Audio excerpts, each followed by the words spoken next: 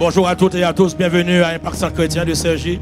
C'est avec joie que nous vous accueillons ce matin dans ce lieu d'apparence ordinaire, mais où véritablement la puissance du Saint-Esprit transforme nos vies jour après jour en des véritables champions pour le royaume de Dieu. Est-ce que tu peux acclamer le Seigneur pour ce qu'il est en train de faire au travers de nos vies, au travers de cette plateforme qui est Impact Centre Chrétien de Cergy?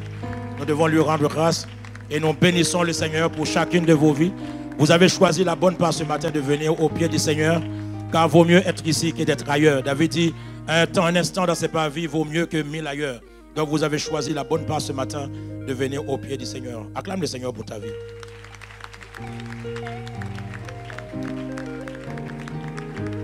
Merci. Veuillez prendre place dans sa présence.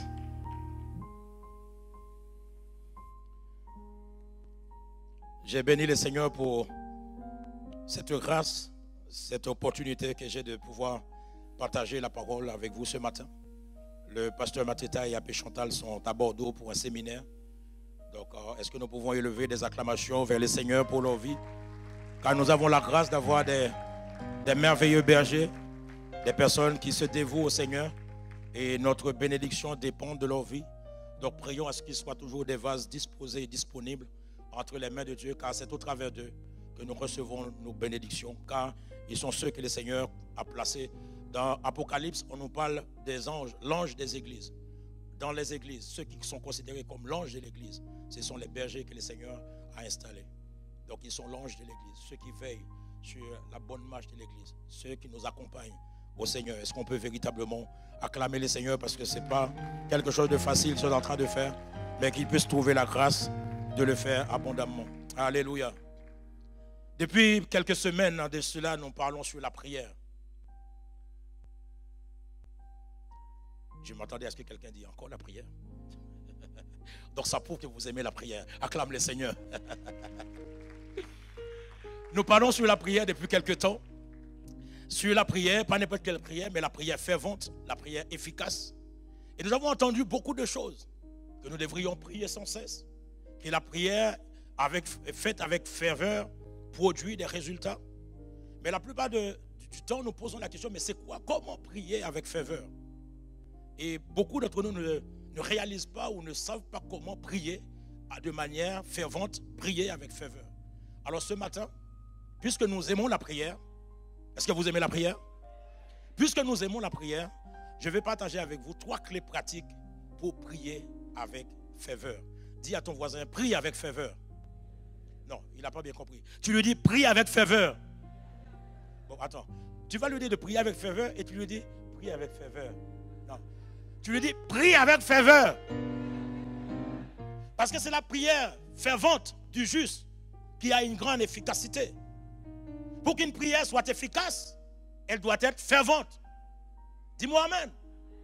Si ta prière n'est pas fervente, elle ne sera pas une prière efficace. Elle ne sera pas une prière qui sera exaucée, agréée par le Père. Il faut que ta prière soit fervente pour s'attendre à un quelconque résultat.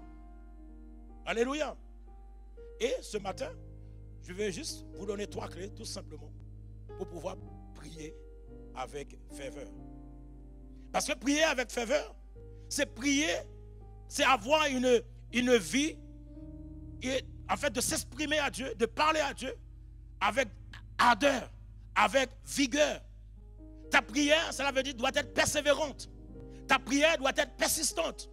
Ta prière doit être pleine de détermination. Et je vais vous amener à prier en ce sens. Parce que lorsque nous prions, tout notre être doit être impliqué dans la prière. Souvent nous voulons prier, mais c'est la bouche qui parle. Le cœur n'y est pas. Des fois nous prions, l'âme ne nous accompagne pas. Parfois nous prions, le corps ne suit pas.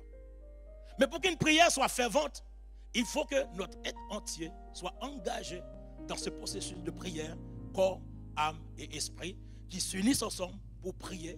Et à partir de ce moment-là, ta prière devient une prière fervente. Et la prière fervente du juste, la Bible nous dit, a une grande efficacité. A une grande efficacité. Une grande efficacité. Ton être entier doit être impliqué. Et tu ne peux pas te limiter à des paroles des paroles sorties du bout des lèvres. Tes paroles doivent jaillir et émaner du plus profond de ton cœur. Car Dieu regarde au cœur, ce n'est pas au discours. Et si ce que tu dis, si ta prière n'émane pas du plus profond de ton cœur, c'est que tu es en train de parler dans le vide. Et ta prière n'aura pas de résultat, n'aura pas d'exaucement. Parce que tu pries pour prier. Donc la première clé pratique ce matin pour prier avec ferveur, c'est que prier avec ferveur doit impliquer tout ton être. Ton esprit, ton âme et ton corps. Prier avec ferveur doit impliquer tout ton être. Dis à ton voisin, prier avec ferveur doit impliquer tout ton être. Dis à l'autre, parce qu'il pense que finalement prier, ça peut être, c'est juste parler à Dieu. Non, prier avec ferveur doit impliquer tout ton être. Ton corps, ton esprit et ton âme. Nous avons sûrement le désir de prier Dieu, de chercher Dieu, de l'invoquer. Nous avons ce désir sûrement de chercher Dieu, de le prier. Mais il y a des problèmes. C'est que le corps, la plupart du temps, ne se dispose pas à la prière. L'âme n'est pas souvent d'accord pour la prière. Et ce matin, le remède qu'on va apporter, c'est de vous amener à traiter ces problèmes-là pour que tes prières deviennent enfin efficaces. Dans la prière, lorsque tu dois prier, ton corps exprime de la fatigue. Tu dois te lever pour prier, ton corps te dit, moi je suis fatigué. Tu dois te lever pour prier, ton corps dit, j'ai besoin de sommeil. Tu veux te lever pour prier, ton corps dit, non, moi j'ai besoin un peu de loisir pour regarder encore la télé. Tu mets ton réveil le matin pour la prière, le réveil a sonné à 5 heures, tu regardes le réveil. En fait, c'est comme si ce n'était pas toi qui l'avais mis parce que tu appuies tellement avec ce réveil-là. Après, tu dis, bon, je vais prendre quand même 2 minutes. Allez, je me lèverai tout à l'heure. Tu prends 2 minutes, après tu dis, oh, 5 minutes. Après, tu dis, bon, allez, 10 minutes, je me lèverai après. Je sens que je parle à quelqu'un. Je vois des visages qui sont en train de sourire. Eh, c'est votre cas ici? Et puis après, tu dis, bon, ce matin, c'est pas grave, je prierai quand je me lèverai, quand je vais au travail. Le corps ne suit pas.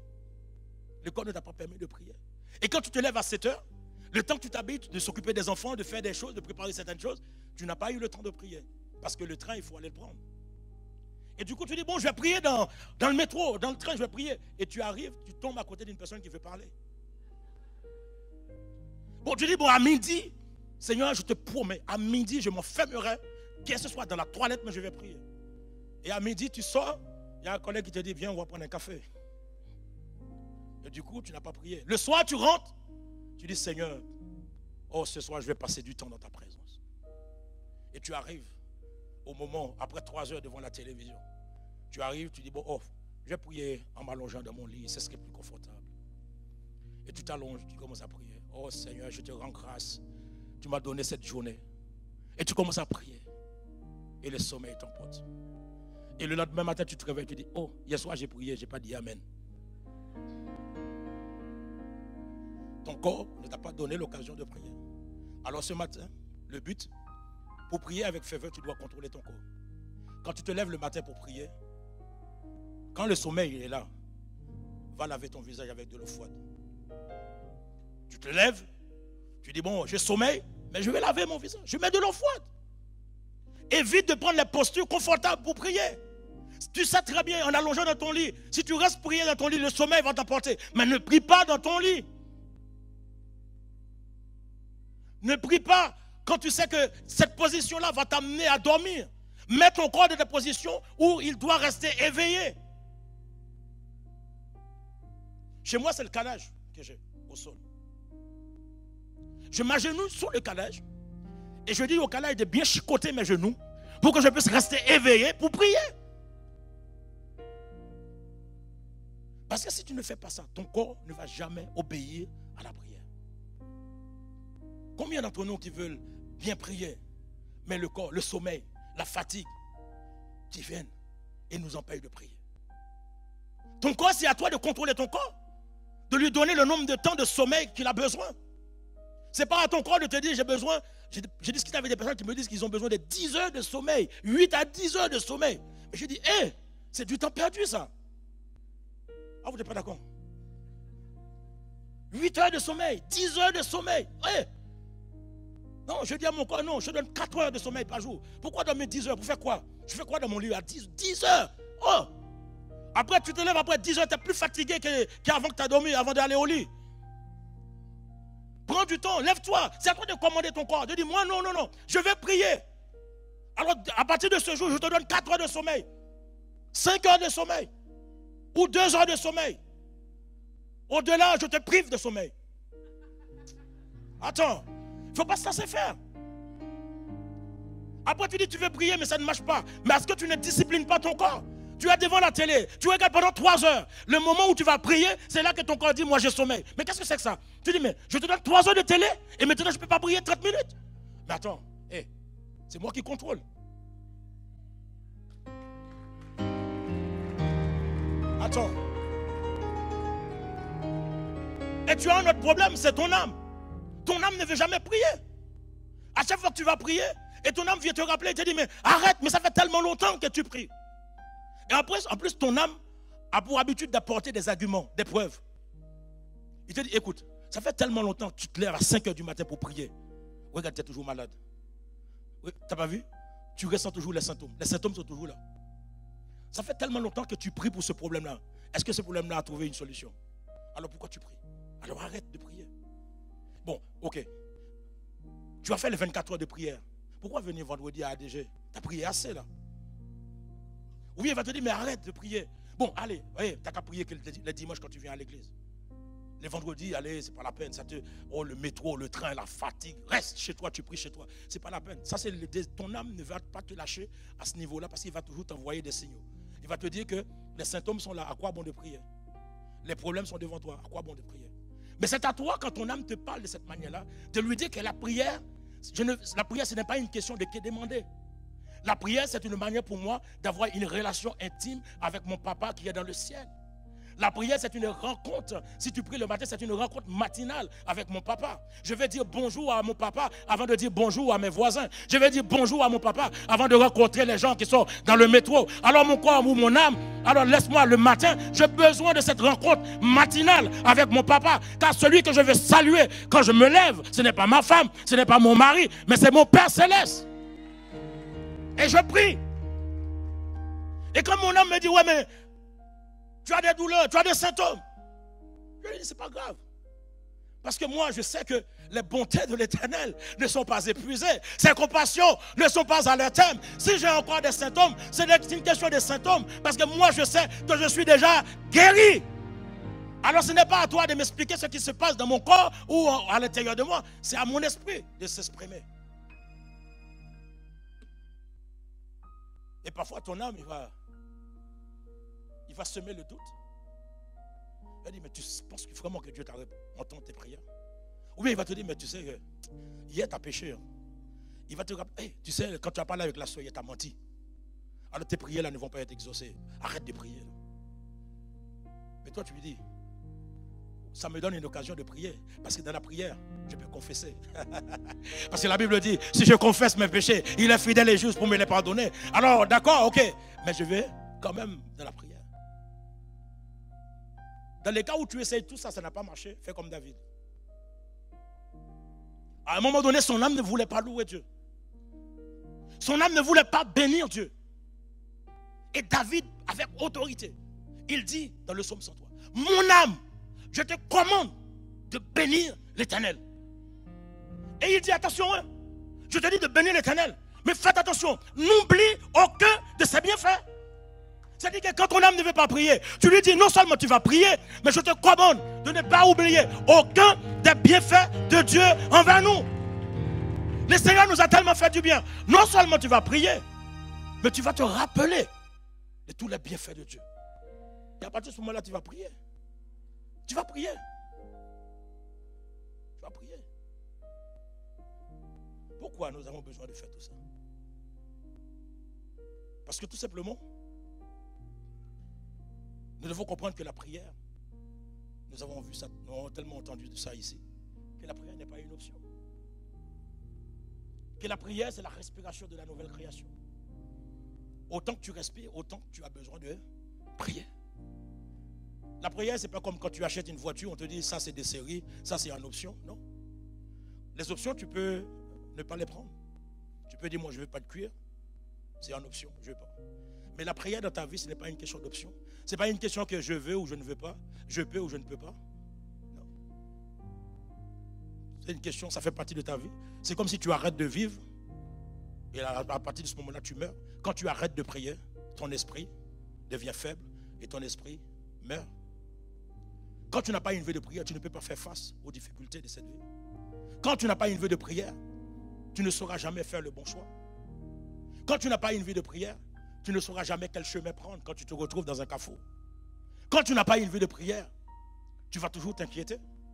Tu vas toujours avoir des soucis. Tu vas toujours être blasé. Tu vas toujours avoir une vie moribonde, une vie morbide, parce que tu ne pries pas. Mais lorsque tu pries, lorsque tu cherches Dieu, ta force se renouvelle. Parce que c'est la prière qui nourrit l'esprit. C'est la prière qui muscle l'esprit. La prière nous permet de parler avec Dieu, d'entrer en intimité avec lui. Sans la prière fervente, mon frère, ma soeur, ton esprit, ton homme intérieur devient faible. Donc voilà pourquoi il faut prier avec ferveur. Et cela implique que nous prions en accord avec notre esprit, notre âme et notre corps. La deuxième clé pour prier avec ferveur, c'est que la prière fervente déclenche l'intervention de Dieu. Dis-moi amen. Lorsque nous prions, nous ne prions pas pour rien. Nous ne prions pas pour prier. Mais lorsque nous prions avec ferveur, lorsque nous prions selon la volonté de Dieu, lorsque nous prions selon le plan de Dieu, avec notre corps, notre âme et notre esprit, cela déclenche l'intervention de Dieu dans n'importe quelle situation.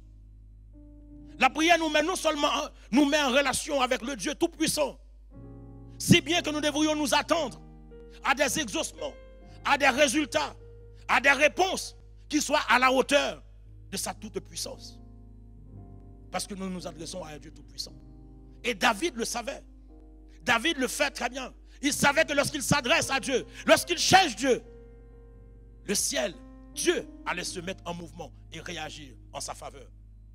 Dans le psaume 34, verset 5, nous allons voir dans ce psaume 3 versets qui doit nous montrer que la prière déclenche l'intervention de Dieu. Dans le psaume 34, le verset 5, David dit, j'ai cherché l'Éternel et il m'a répondu. Est-ce qu'on peut mettre le verset? Psaume 34, verset 5. J'ai cherché l'Éternel et il m'a répondu. Il m'a délivré de toutes mes frayeurs. Dans le verset 7. Verset 7 maintenant. Quand un malheureux crie, l'Éternel on peut le dire ensemble. Quand un malheureux crie, l'Éternel entend. Et il fait quoi? Il le sauve de tous ses... Il le sauve de 60% de sa détresse. Il le sauve de 90% de sa détresse. Il le sauve de toutes ses détresses. Verset 18. Quand les justes crient, l'Éternel ne répond pas. L'Éternel n'entend pas. Quand les justes crient, la Bible dit, l'Éternel entend. On peut parler, on peut prêcher ensemble. Quand les justes crient, l'Éternel entend. Et il les délivre de toute leur détresse. Qui a besoin d'être délivré de toute leur détresse ce matin? Sois délivré de toutes vos détresses dans le nom de Jésus. Le nom de Jésus. Acclame le Seigneur. Recevez cette parole. Tu es délivré de toutes vos détresses. Réalisons que la prière fervente, la prière faite avec foi, la prière faite sur la base de la parole de Dieu, la prière faite selon la volonté de Dieu, met toujours le ciel en ébullition. La prière faite selon la volonté de Dieu, selon la parole de Dieu, avec foi, met toujours le ciel en mouvement, car Dieu ne reste jamais passif, inactif. Lorsque un juste, lorsque un enfant crie à lui, il ne peut pas rester. Imagine ton enfant, ton bébé, quand il crie. Bon, il y a même des mamans qui ont l'instinct maternel. Avant même que le bébé crie, elle est déjà dans la chambre. Imagine-toi, toi en tant que mère méchante, bon, t'es pas nous, ta voisine. Tu sais répondre aux cris de tes enfants. Imagine-toi à quel point Dieu peut répondre à tes cris, à tes supplications. Lorsque tu le cherches de tout ton cœur, de toute ton âme et de toute ta pensée. Dis-moi amen. Lorsque nous prions, le ciel réagit. Lorsque nous prions, nous faisons descendre le ciel sur la terre. Parce que lorsque nous prions, nous amenons la volonté parfaite de Dieu à s'accomplir sur la terre. Cela veut dire lorsque nous prions, de la même manière que la volonté de Dieu s'accomplit dans le ciel, nous amenons sa volonté à s'accomplir sur la terre, à s'accomplir dans toutes les sphères de cette société. Mais lorsque tu ne pries pas, la volonté de Dieu ne viendra pas. Et c'est pourquoi l'ennemi, le diable, essaye de paralyser notre vie de prière. Parce qu'il sait qu'un homme ou une femme qui prie est un danger pour le monde des ténèbres. Ah ouais. Quand tu pries, ce n'est pas que le ciel. Quand tu pries, Dieu entend, il exauce. Le ciel se met en branle parce que tu pries. Mais de l'autre côté, le monde des ténèbres pleure. Le monde des ténèbres souffre. Quand tu pries, c'est un combat que tu engages. C'est-à-dire que tu es en train de donner des coups à l'ennemi. Tu es en train de le cogner. Tu cognes le matin, tu cognes à midi, tu cognes le soir, tu cognes le lendemain, tu cognes la semaine prochaine, tu cognes le mois prochain, tu cognes l'année prochaine, tu cognes année après année. Tu frappes dans la prière. Et à un moment donné, au fur et à mesure que tu frappes, c'est comme quand tu prends un marteau et un birin, tu es en train de cogner sous un rocher. Il y a des petits morceaux qui partent, il y a des morceaux qui partent, il y a des morceaux qui partent. Et à un moment donné, boum! Il y a les rochers qui s'éclatent. Et c'est là que tu as ta délivrance. Mais beaucoup s'arrêtent de prier au cours de la route. Parce que ça a duré une année, 6 mois. Tu dis, bon, Dieu n'a pas entendu, il n'a pas répondu, je laisse tomber. Allez, reprends ta vie de prière. L'ennemi sème le doute. Il sème dans nos cœurs le doute pour neutraliser notre vie de prière. Il sème la fatigue, la lourdeur, la paresse. Il sème les distractions, les loisirs. Il essaie de nous occuper par diverses choses afin de barrer la route à notre vie de prière. Et lorsqu'il barre la route à notre vie de prière, c'est lui qui gagne du terrain. Et nous savons que lorsque l'ennemi gagne du terrain, lorsqu'il vient dans ta vie, ce n'est pas pour dîner avec toi, ce n'est pas pour te faire plaisir. Mais lorsque dans Jean 10, il dit que le voleur ne vient que pour égorger, dérober et détruire. Quand tu ne pries pas, tu donnes un boulevard à l'ennemi de rentrer dans ta maison. Il amène la maladie, il amène le discorde. Tu te lèves le matin pour rien, ta femme se met en colère, ou bien tu rentres le soir, tu penses que tu vas trouver ton mari, il te dit, mais moi, aujourd'hui, je vais te quitter, je vais partir. Parce que pourquoi? Parce que nous ne prions pas. Après, tu dis, ouais, j'ai pas de chance. Non, c'est pas une question que tu n'as pas de chance, c'est que tu n'as pas prié. Si tu laisses la porte ouverte, bon, le voleur, il va dire, bon, il ne faut pas voler. Mais si la porte est ouverte, le diable, il attend que ça. Il rentre là où il n'est pas invité. Il fait ce qu'on ne lui a pas demandé de faire. C'est pour cela, nous devons, en tant qu'enfants de Dieu, nous devons prier. Lorsque nous ne prions pas, c'est Satan qui gagne du terrain. Et cela est arrivé pour l'église primitive à Jérusalem dans Actes chapitre 12. Actes chapitre 12, nous avons cette histoire que l'église de Jérusalem a connu une période de persécution. Cette persécution a commencé avec le roi Hérode qui se levait un jour et qui se mit à maltraiter quelques membres de l'église primitive. Parce qu'à ce moment-là, l'église ne priait pas. L'église ne cherchait pas Dieu convenablement. L'église était, voilà, une église, ok, nous adorons, nous faisons, ok, il n'y a pas de problème. Il ne cherchait pas Dieu. Et comme l'ennemi a vu qu'il ne priait pas, il a suscité un homme, il a suscité Hérode pour persécuter l'église et pour persécuter les membres les plus importants de l'église. Il fit tuer Jacques, le frère de Jean. Il l'a fait décapiter. Et une fois qu'il l'a exécuté, il voit que cela donnait du plaisir aux Juifs, que les Juifs étaient contents du fait qu'il avait exécuté Jacques.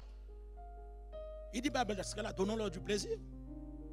Il fait dans la foulée, il fait arrêter aussi Pierre et le mettait en prison.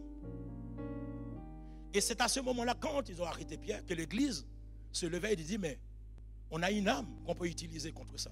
C'est la prière. Et ils se sont levés dans la prière. L'église priait. L'église cherchait Dieu. L'église invoquait Dieu. Il dit que lorsqu'on eut arrêté Pierre, il le fit mettre en prison et le plaça sous la garde de 4 escouades de 4 soldats chacune. Ça faisait 16 soldats qui surveillaient un seul homme.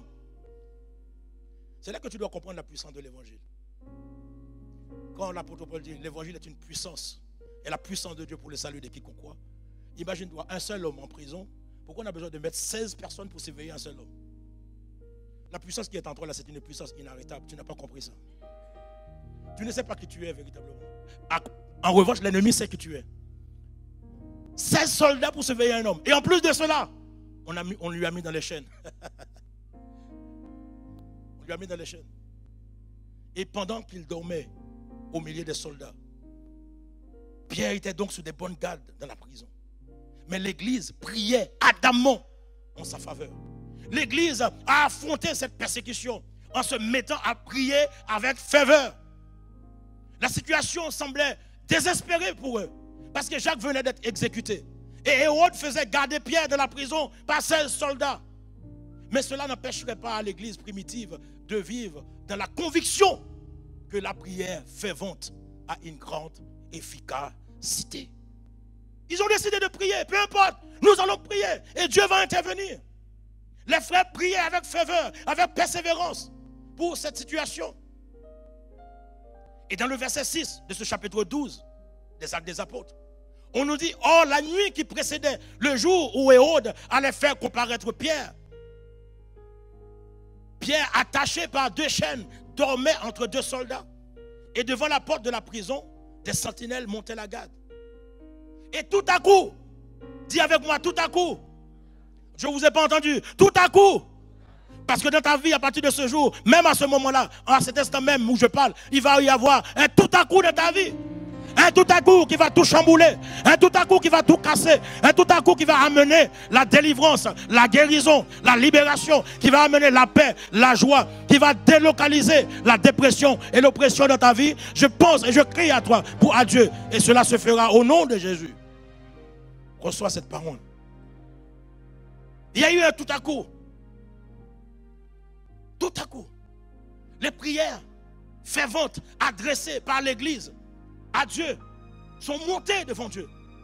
Et puisque cette prière, les prières des saints sont montées devant Dieu, et Dieu a dit, mais il y a des personnes sur la terre qui me cherchent. Et il demande à la caméra numéro 1, il dit à la caméra numéro 1 du royaume de Dieu, localise la prison. Il y a la caméra du royaume de Dieu qui a localisé la prison. Et une fois la prison a été localisée, la cellule a été localisée où était Pierre.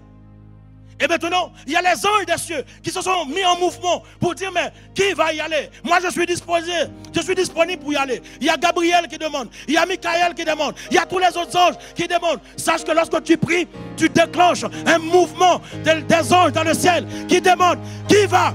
Je suis prêt pour aller voir ma soeur. Je suis prêt pour aller voir ton fils. Je suis prêt pour aller dans cette situation-là. Papa, envoie-moi, envoie-moi. C'est moi qui dois y aller. Et un ange, Dieu a dépêché un ange. Et l'ange est descendu dans la prison. Il arrive, il y avait une lumière. Il y avait une lumière qui resplendit dans la prison. La prison fut éclairée par une lumière. On nous dit que quand cette lumière est arrivée, maintenant l'ange va s'approcher de Pierre. L'ange touche à Pierre au côté. Il le touche, pour le réveiller. Il dit, lève-toi vite, lui dit-il l'ange. Au même instant, les chaînes lui tombaient des poignets. Je vois tes chaînes tomber maintenant. Les chaînes qui tombent, les chaînes des addictions, les chaînes de l'alcool, les chaînes de la dépravation, les chaînes de l'immoralité, les chaînes de la pauvreté, de la malédiction. Là où tu étais lié, tu étais lié par une situation, lié par une relation, lié par quelque chose qui te tient, qui t'empêche d'avoir tous tes mouvements. Maintenant, au nom de Jésus, ces chaînes tombent maintenant. Au nom de Jésus, les chaînes qui lui étaient au poignet tombaient. Et l'ange poursuivit. Il dit, mets ta ceinture, attache tes sandales. Pierre obéit. Et l'ange ajouta, mets ton manteau et suis-moi. Pierre le suivit. Sortir sans se rendre compte que ce que l'ange faisait était réel. Pierre croyait qu'il était dans une vision. Alors l'ange, il passait aussi devant le premier poste de garde. Les soldats qui étaient là étaient totalement neutralisés. Puis le second poste de garde, les soldats qui étaient là étaient totalement paralysés. Et il arrivait devant la porte de fer qui donnait sur la ville. Et oh, alléluia, la porte, l'ange n'avait même pas besoin de parler, l'ange n'avait même pas besoin de faire un geste. La porte s'ouvrit d'elle-même. La porte s'ouvrit d'elle-même. Et Pierre et l'ange passaient. Quand tu pries, dans Isaïe chapitre 54, quand tu pries, quand tu cherches Dieu, 45 plutôt, pardon, Isaïe 45 verset 2, quand tu pries avec ferveur, regarde ce que Dieu fait. Il dit dans Isaïe 45 verset 2, je marcherai devant toi, j'aplanirai les chemins mon Dieu, je romprai les portes des reins, je briserai les verrous de fer. Alléluia. Tu n'as pas compris. Quand tu cherches Dieu, il dit je marcherai devant toi. Ce n'est pas quelqu'un d'autre qui marcherait devant toi, mais lui-même, il s'engage à marcher devant toi pour aplanir tes sentiers, pour aplanir les chemins montueux, là où il y avait des difficultés, là où tu étais ballotté à droite et à gauche par les épreuves, les difficultés, là où tu ne savais pas comment faire, là où il y avait quelqu'un qui t'empêche de voir la manifestation de Dieu dans ta vie. Il dit, il arrive, il marche devant, et comme ça, il fait la route. Il dit, ah, vas-y, ouvre là le chemin. Il y a une voie qui est ouverte, et à partir de ce moment-là, tu marches. Tu marches. Mais vous savez que tu marches comme ça depuis toujours. Sauf que tu ne te rends pas compte. Combien de fois vous avez pris la voiture? Il y avait des accidents qui t'attendaient. Dieu marchait devant toi. Il dit, allez, écarte-toi, accident. Allez, passe. Combien de maladies? Tu manges tellement de mauvaises choses. Tout ce que nous mangeons avec les produits chimiques là. Tu devrais avoir un cancer il y a longtemps déjà. Mais Dieu a dit, non, non, non, non, non. Pas de mon fils. Tu devrais avoir déjà le diabète, le cholestérol. Mais non. Mais Dieu a dit, mais non, c'est pas possible. Non, non, non, non, non, non. Mais il y a beaucoup de choses. Attends. C'est quand on va arriver dans le ciel, où le Seigneur va défiler notre vie. Il va dire, oh! Et là tu vas dire, oh! On m'avait empoisonné et je n'ai rien eu. On m'avait envoyé des esprits contre moi, je n'ai rien eu. Seigneur, à quel moment ces démons-là sont venus chez moi? À quel moment ces démons-là sont venus frapper chez moi? Mais je n'ai rien eu. Je n'ai rien vu. Je n'ai rien senti. Je devais mourir. Tu regardes et dis, mais regardez là-bas. Le 25 décembre 2013, tu devais mourir. Je dis, mais comment je devais mourir? Ah oui, mais tu devais mourir, mon ami. Mais j'ai écarté la mort. Je brisais ce cercueil qui t'attendait. Parce que tu as prié. Parce que tu as prié.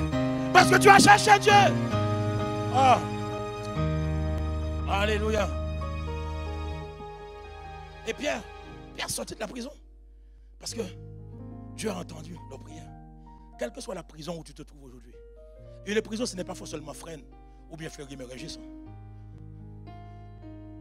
Dès que dans ta vie tu vois que tu n'as pas le mouvement de faire tout ce que tu as envie de faire, c'est que tu es emprisonné. Là où tu vois que tu ne peux pas réussir, c'est que tu es emprisonné.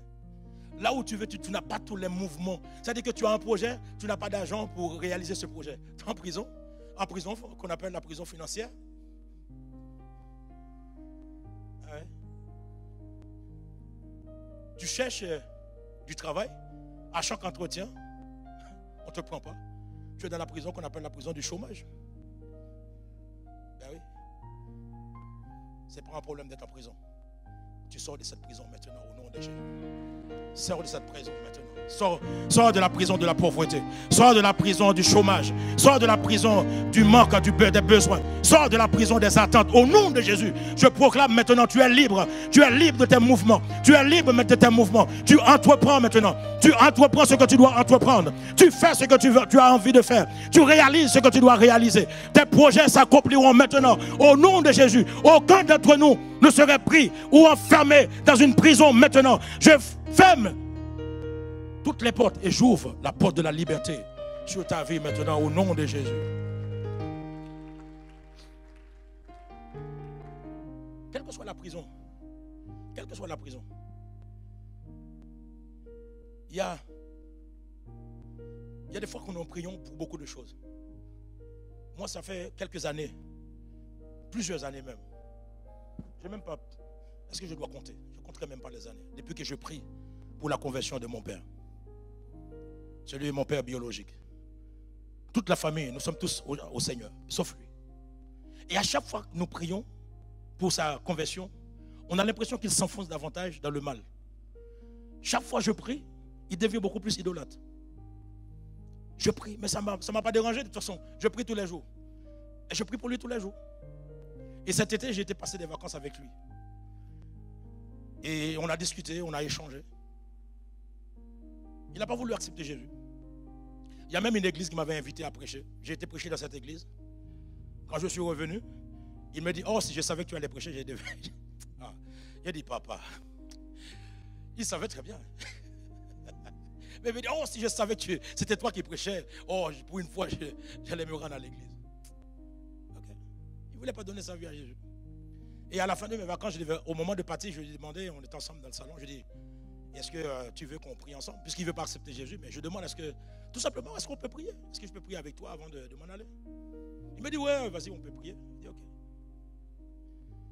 Je m'approche de lui. C'est mon papa. Il ne peut pas me dire non de ne pas le toucher. Parce que si je lui dis, je vais lui imposer les mains, il ne va pas être d'accord. Donc je m'approche de lui. Il dit, papa, on va prier. Okay. Et je mets ma main sur son épaule. À un moment donné, je glisse ma main, je mets ma main sur sa tête. Et je commence à déclarer, je commence à décréter, je commence à briser les idoles, je commence à briser les mauvais esprits, je commence à relâcher son âme dans le monde des ténèbres, je commence à proclamer la conversion sous sa vie, je proclame, je dis, tu dois donner ta vie à Jésus, tu viens au Seigneur, tu ne mourras pas sans avoir donné ta vie à Jésus, tu viens, tu donnes ta vie à Jésus. Après, je dis, amen, il me regarde, hein. Mais après la prière, j'avais une paix en moi. En fait, c'est comme s'il y avait une sorte de déclic. J'avais une paix en moi. Je suis parti.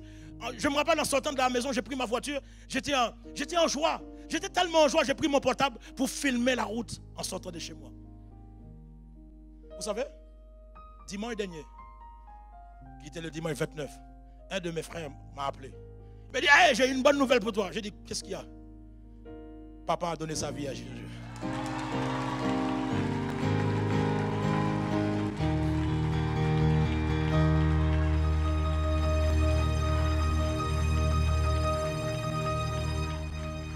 Peut-être que ça fait longtemps que tu pries pour un membre de ta famille.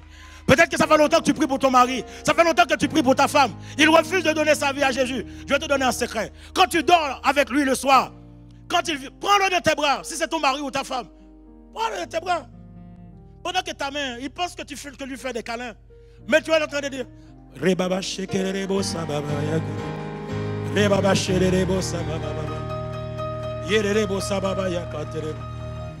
te dire, mais qu'est-ce que tu es en train de dire là? Tu dis, oh non, je pense aux courses que je dois faire demain. Et puis tu continues. Quand il va te poser la question, mais qu'est-ce que tu fais comme ça? Tu es en train de dire quoi? Tu dis, t'inquiète pas, tu le sauras bientôt. Et un jour, tu vas voir, tu vas te lever un jour. Ce n'est pas forcément toi qui vas prier pour lui. Tu sais que j'ai prié pour lui. J'aurais bien aimé que ce soit moi qui prie pour la conversion de mon père. J'aurais bien aimé que ce soit moi. Mais ce n'est pas moi. C'est pas moi. C'est pas grave. Mais l'essentiel, c'est qu'il a donné sa vie à Jésus. Le but pour toi, ce n'est pas que toi tu puisses prier pour ton mari. Mais ça trouve un matin, ou ta femme, un matin, il va te dire, je vais venir à l'église avec toi. Et ils vont entendre une parole. Et il va donner sa vie à Jésus. Il va donner son cœur à Jésus. Prie! Prie pour lui. Vous savez la troisième clé.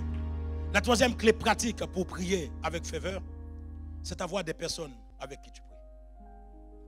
Tu dois avoir quelqu'un avec qui tu pries. Tu dois avoir un compagnon de prière. Ou tu dois avoir un groupe. Tu ne peux pas mener une vie de prière tout seul, non. Il faut être accompagné. Dans tous les départements de l'église, il y a des groupes de prière. Si tu ne sers pas encore, va t'inscrire dans un département et tu verras, ta vie de prière va décoller. Parce que dans tous les départements de l'église, il y a des groupes de prière. Ou de le cas contraire, trouve quelqu'un. Dis-lui, est-ce qu'on peut prier ensemble? Mets des moments de prière dans la semaine avec qui tu te retrouves pour prier. Parce que prier ensemble, mais surtout lorsque nous prions les uns pour les autres, c'est très important. C'est très important de le faire. Parce que la prière, lorsque nous prions, nous sommes en train de mettre des rails. Parce que la prière, c'est le rail qui amène le train de la puissance de Dieu. Quand tu mets des rails, la puissance de Dieu, cette locomotive qui est la puissance de Dieu, peut emboîter les pas sous les rails et avancer avec toi. Tu mets des rails, tu étales des rails, la puissance de Dieu avance derrière toi. Tu mets des rails, tu avances. Tu mets des rails, tu avances. Tu mets des rails, tu avances. Moins que tu mets des rails, moins Dieu va agir. Parce que Dieu, dans sa souveraineté, c'est limité en fonction des rails que tu aurais posés. Si tu restes dans la gare du mariage et que tu n'amènes pas des rails, de là-bas jusqu'à la gare du mariage, tu vas attendre longtemps pour être marié. Tu dois mettre des rails. Mettre des rails. Seigneur, je veux mon mariage. Je veux mon mari. Je veux ma femme. Et tu amènes la puissance. Et quand tu amènes la puissance, le mari ou la femme va arriver. Et tu trouveras ton mari. Parce que tu l'emmèneras à la gare qu'on appelle la gare du mariage. Tu veux des enfants. Il faut prier. Il faut amener des rails. Des rails. Et ces rails vont amener la fécondité.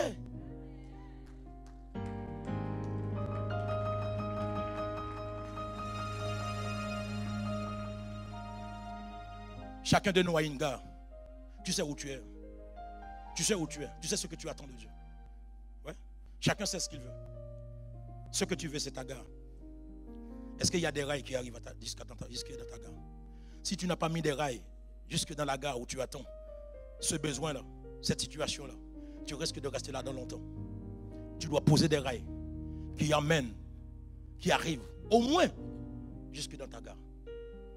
Et à partir de ce moment-là, cette locomotive qui est la puissance de Dieu, l'intervention de Dieu va pouvoir se faire et déclencher les résultats dans ta vie, dans le nom de Jésus. Lorsque nous étalons des rails, nous donnons au règne de Dieu de s'établir. Nous permettons à sa volonté de s'accomplir.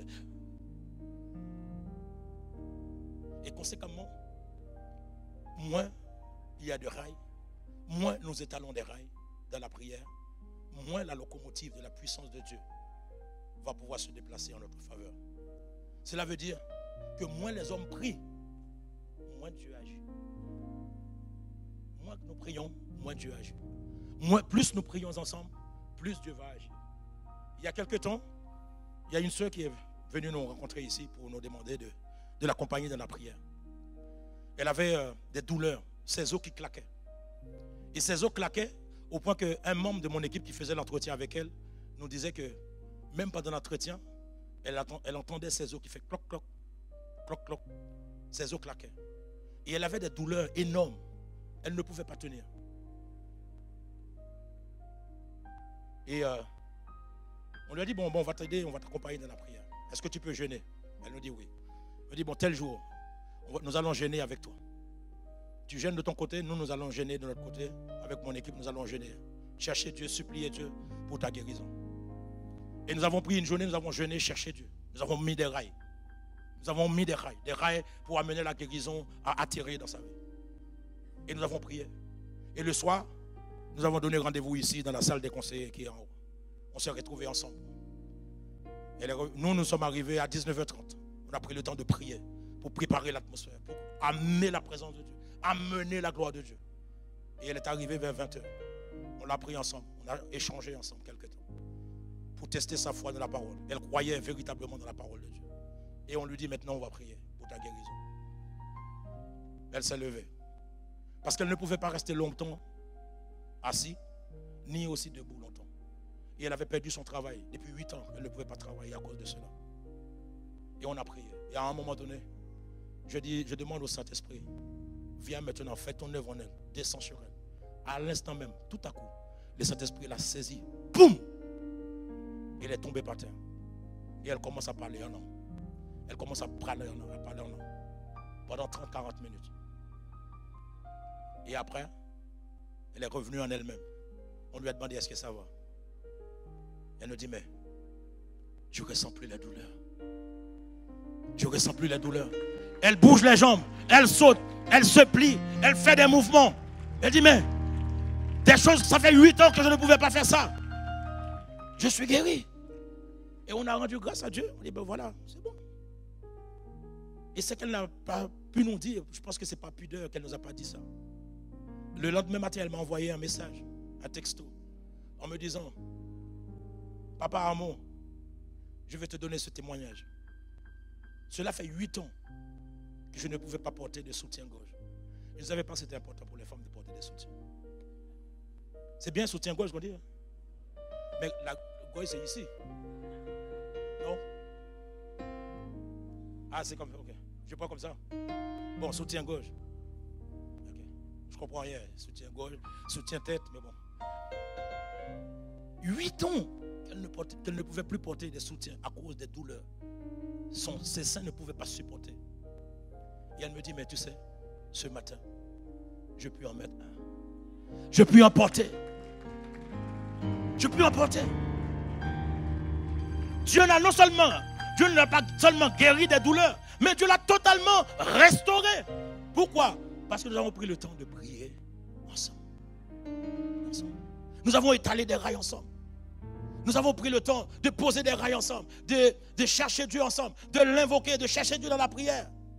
Si votre vie de prière, imaginons, si notre vie de prière était 3 fois plus intense, imaginons, si notre vie de prière était 3 fois plus intense, le train de la puissance de Dieu aurait 3 fois plus de rails pour se déplacer. Si notre prière était 3 fois plus intense, le train de la locomotive de la puissance de Dieu aurait 3 fois plus d'intensité pour déplacer. On aurait eu 3 fois plus de conversions. On aurait pu avoir 3 fois plus de transformation, 3 fois plus de guérison, 3 fois plus de libération, 3 fois plus de délivrance. Si nous avons pris le temps, tous ensemble, imaginons, tous ensemble. Imaginons, tous ensemble, nous nous mettons dans la prière pour que Sergi soit converti au Seigneur. Je te garantis, dimanche prochain, dehors, on aurait mis des tentes dehors.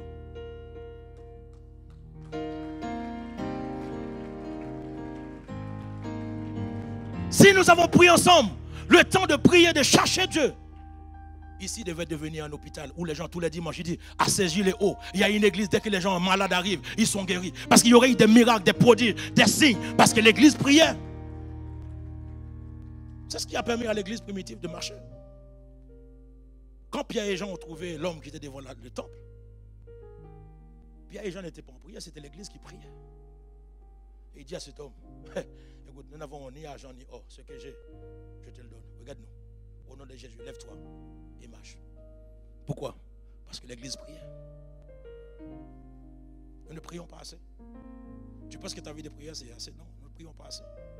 Nous ne prions pas avec autant de ferveur. Nous prions parce que, bon, on doit prier. Nous prions religieusement. J'ai eu la grâce de grandir dans une famille qui priait. Mais la prière, ma mère nous a toujours obligés à prier. Et elle nous obligeait tellement à prier, j'ai l'impression que même dans le ventre, il m'avait obligé à prier. Mais quand j'ai donné ma vie au Seigneur et que je vois ce que la prière, c'est qu'on était capable de faire par la prière. Mais j'apprécie la prière, c'est toute ma vie. Je réveille la nuit, je trouve mon cœur en prière. En fait, au jour d'aujourd'hui, le Seigneur me donne la grâce. Je ne fais aucun effort pour prier. Tu me donnes rendez-vous à 3h pour prier. À 3h, je suis debout. Demande à ceux qui sont dans mon équipe qui prient avec moi l'intercession. Quand on doit prier, moi, à l'heure, je suis là. Parce que j'aime prier. Parce que je sais ce que Dieu est capable de faire dans la prière. Si tu ne pries pas, tu dois prier et inculquer ça à tes enfants. Inculquer ça à ta famille. De leur montrer que ma mère, quand je demandais à l'époque, donne-moi maman une paire de baskets, elle me disait toujours, Armand, tu as combien de genoux? Je dis, j'ai des genoux maman. Ben, je te prête mes 2 genoux à moi. Donc ça te fera 4 genoux. Et je dis, mais pour faire quoi? Allons devant Dieu. C'est-à-dire que même quand elle était capable de me donner quelque chose, elle me dit toujours, va demander à Dieu. Après tu viendras. Et avant même que tu viendras me demander, Dieu me donnera déjà la grâce de pouvoir te donner. Nous nous débattons pour beaucoup de choses. Mais nous ne prenons pas le temps de prier. Nous ne prenons pas le temps de chercher Dieu. Parce que nous sommes trop occupés. Jésus connaissait la puissance de la prière. C'est pourquoi il pria tout le temps. Il pria de longues heures. Daniel connaissait la puissance de la prière. C'est pourquoi il pria 3 fois par jour. Bien qu'il était un homme qui réussit dans sa vie, un homme qui était passé de l'esclavage à la haute fonction de premier ministre. C'était un homme respecté de sa génération, où il était craint par les nations. C'était un grand homme politique. Mais il priait. Il trouvait toujours le temps de prier 3 fois par jour. Je ne sais pas qui vous êtes. Peut-être que vous êtes un homme d'affaires, prospère. Vous pensez avoir besoin. Vous pensez ne pas avoir besoin de la prière. Vous êtes peut-être un homme politique, un économiste quelconque. Vous pensez que vous n'avez pas besoin de la prière. Pour te protéger, vous avez besoin tout simplement d'un fétiche ou de quelque chose occulte pour te protéger.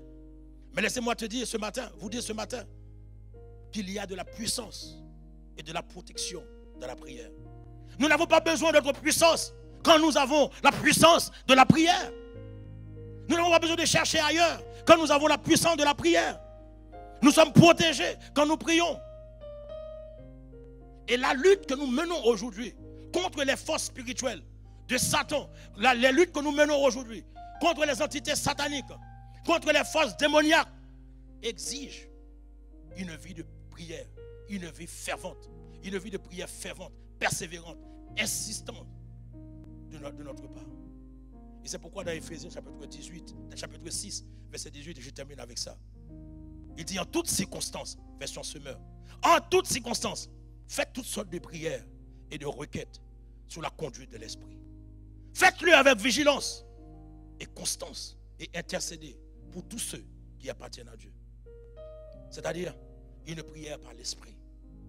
En tout temps, par toutes sortes de prières. Pour tous les saints. Et ce avec une entière persévérance. La prière, mes bien-aimés, ne doit pas être considérée comme une âme parmi tant d'autres. Mais la prière doit être considérée comme faisant partie intégrante du conflit qui nous oppose à Satan le diable. Car la prière est une âme, pas n'importe quelle âme. C'est une âme défensive et c'est une âme offensive. Quand je prie, je ferme. Quand je prie, j'ouvre. Nous l'avons vu vendredi dernier, que le Seigneur nous a donné le pouvoir de lier et de délier. Mais cela se passe toujours dans la prière.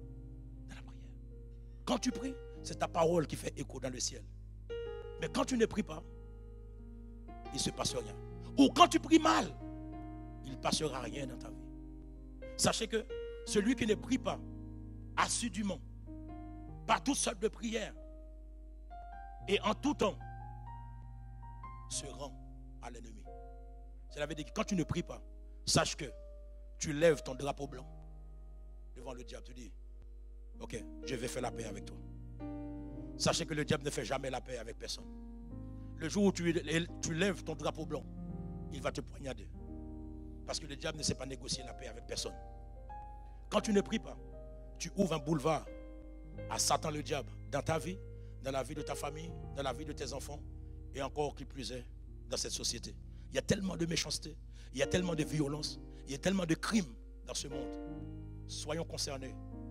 Levons-nous ensemble. Mettons des rails pour amener la volonté de Dieu à s'accomplir sur cette terre. Est-ce que nous pouvons nous lever dans sa présence?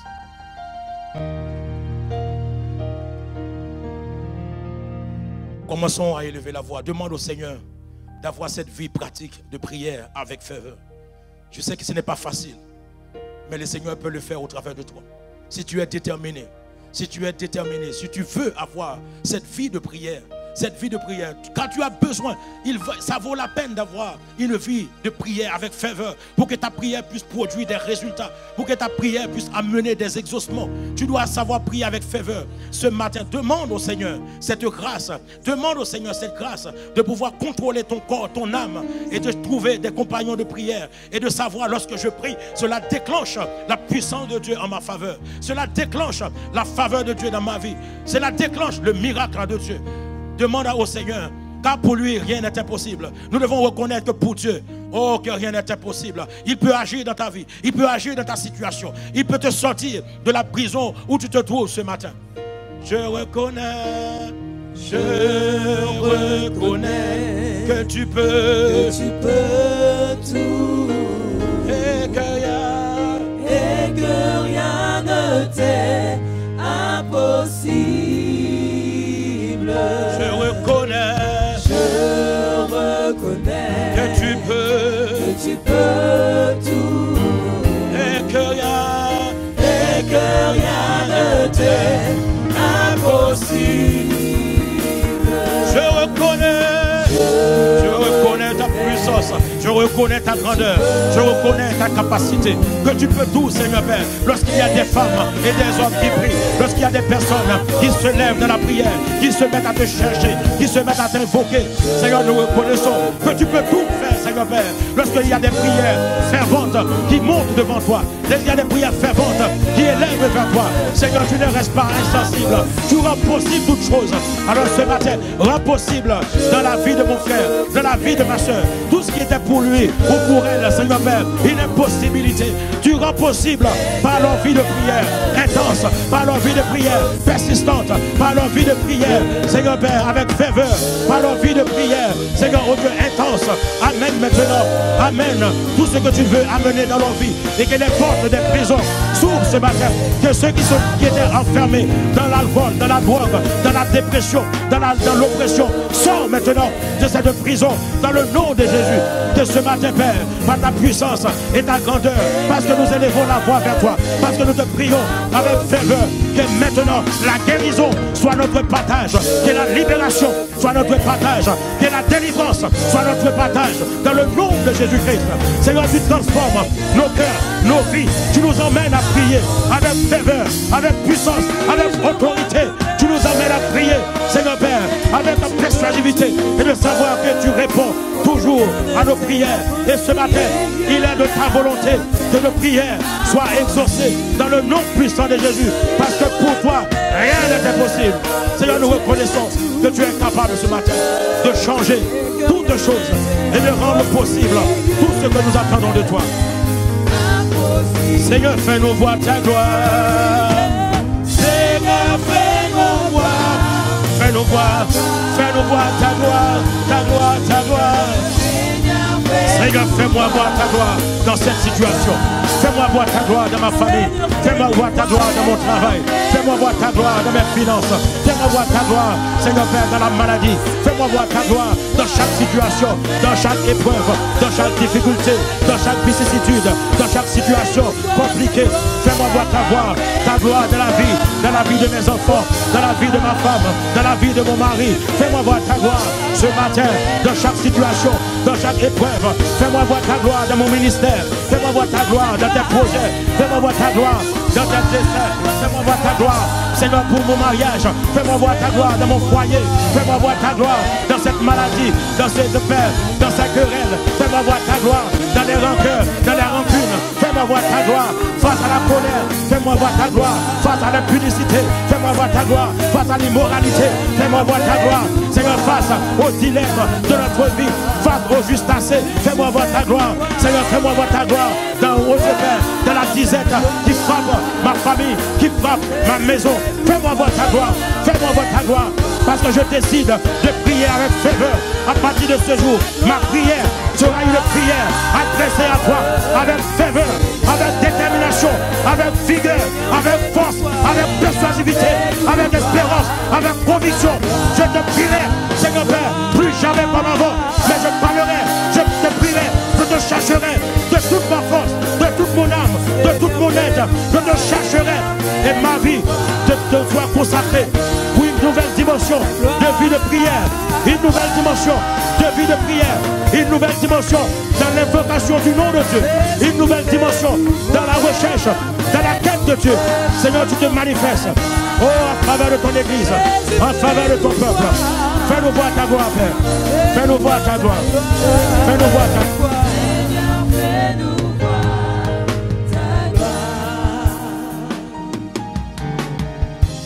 Ce matin, avant de donner le micro, ce que nous avons dit en ce qui concerne la vie de prière, ces trois clés que nous donnons ce matin pour pouvoir prier avec ferveur, ces trois clés la concernent ceux qui sont en Jésus-Christ.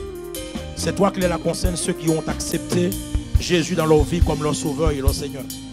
Sinon, ceux qui ne connaissent pas encore le Seigneur n'ont pas l'agrément d'utiliser ces clés, n'ont pas l'agrément de manœuvrer ces clés. Dans un premier temps, il y a un premier pas à faire, c'est d'accepter Jésus-Christ comme ton sauveur et ton Seigneur.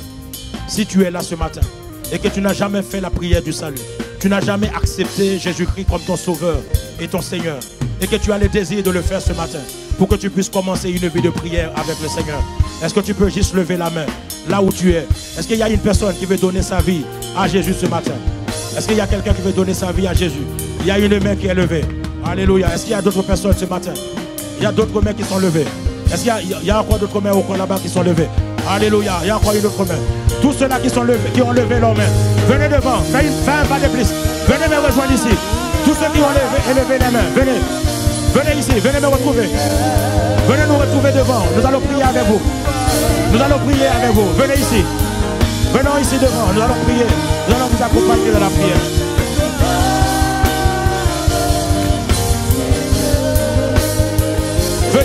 y a d'autres personnes, s'il y a d'autres personnes qui veulent venir, profitez de l'occasion de venir. Avançons ensemble. Venez, venez. Venez. Alléluia.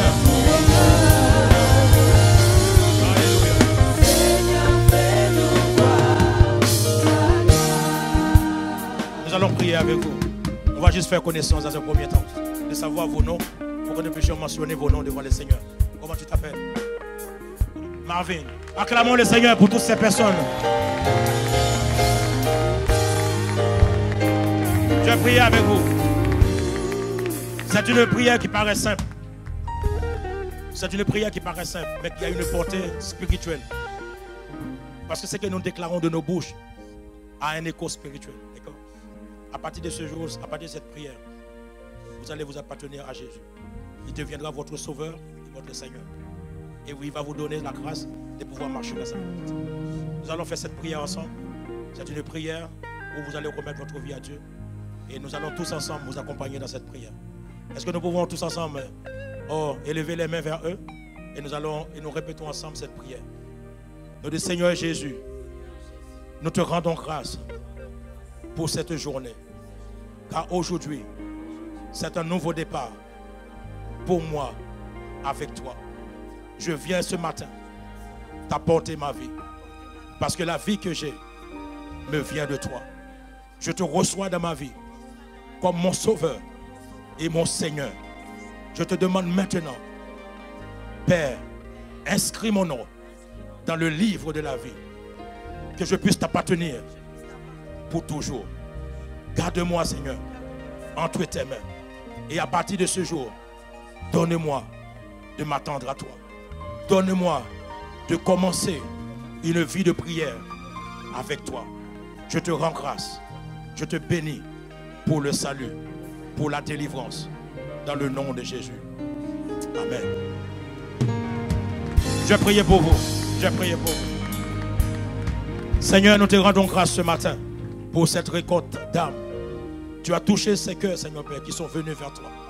Ils sont venus non pas à un homme, non pas à une religion, non pas à une dénomination, mais toutes ces personnes sont venues donner leur vie à toi. Parce qu'ils se reconnaissent, Seigneur Père, en toi. Nous te prions maintenant, Père, de bénir leur vie, de pouvoir à tous leurs besoins, dans le nom de Jésus. Quand tu as prié, Père, dans Jean 17, tu as dit que ce que le Père t'a donné, personne ne peut les ravir de tes mains.